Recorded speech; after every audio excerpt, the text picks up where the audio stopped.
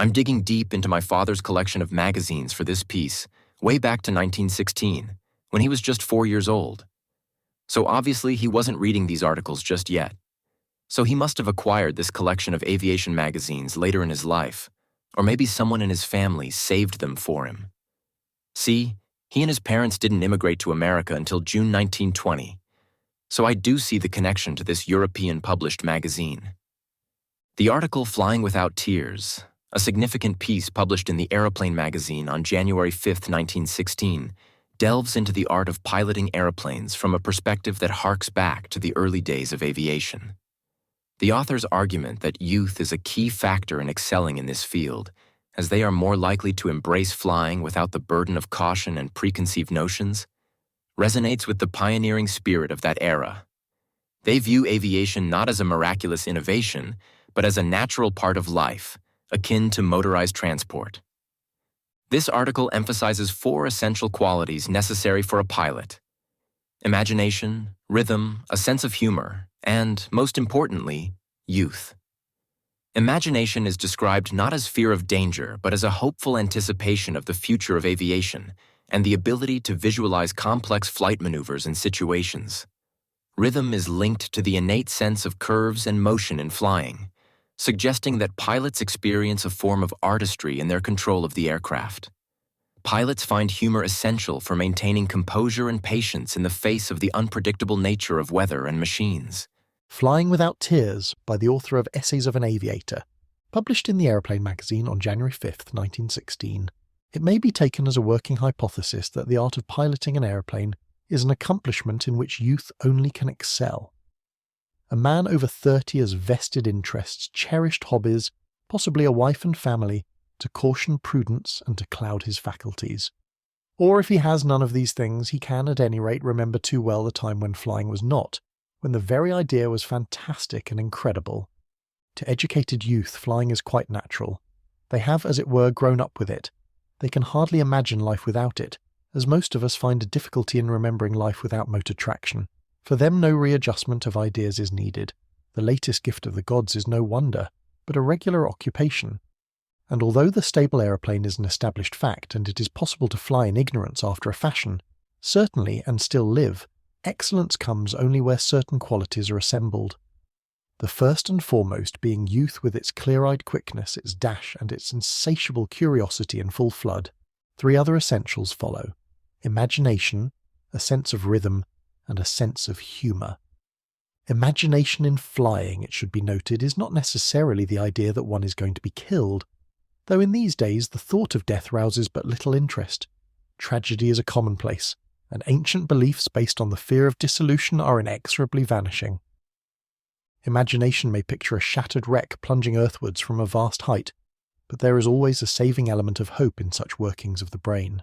Faith in the future of the race, glory in the future of aviation, a specialized afterthought for one's own safe passage across airy floors. Let a definite aspect of this strange quality of imagination be considered. Hung up some 6,000 feet in the air north of the canal, moving swiftly backwards and forwards over 5 miles or so of our trenches, one looked contemplatively across the wide expanse of country, but thought of nothing save the tune of the motor, the regular periods in which to turn, and wondered now and then whether some far-off speck was a hostile aeroplane. The observer, tip-tapping on his key, kept his eyes fixed steadily on the target, smiling in an absent-minded way as shots from the battery he was ranging fell nearer and nearer. The white lines of trenches below curved in and out, now approaching each other, now retreating, leaving between them brown and blasted patches, pockmarked with shell holes and mine craters. Here they appeared in regular formation. They're so blended, crisscrossed, blown to pieces and merged, British with Hun, that one could not distinguish them.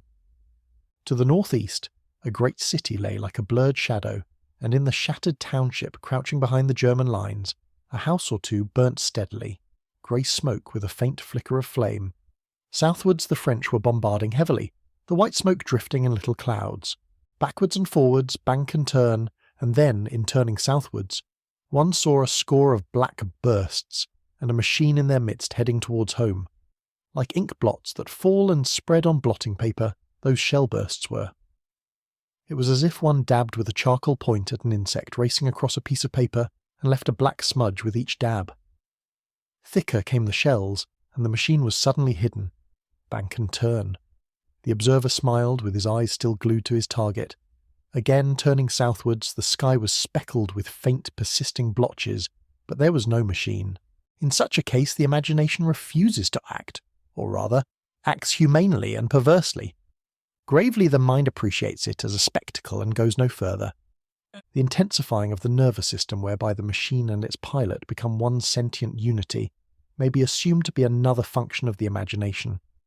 Most pilots who have experienced the deadness of an aeroplane which has lost flying speed, whether intentionally or otherwise, know how this feeling is instantly communicated to their own nervous system, and as suddenly vanishes when the machine again becomes airborne and lively. These are times indeed when one can almost feel the machine quivering with excitement. So, with this eye of the mind, the practiced pilot sees in the instant that his motor stops the curving pathway of his glide to a likely landing place, and feels in the first tremor of his machine against a gust its inevitable sequence of attitudes. "Every flight is an adventure," said the gallant Cody, and in such imaginative spirit he reaped his brief but splendid triumph. As for rhythm, it is incarnate in flying.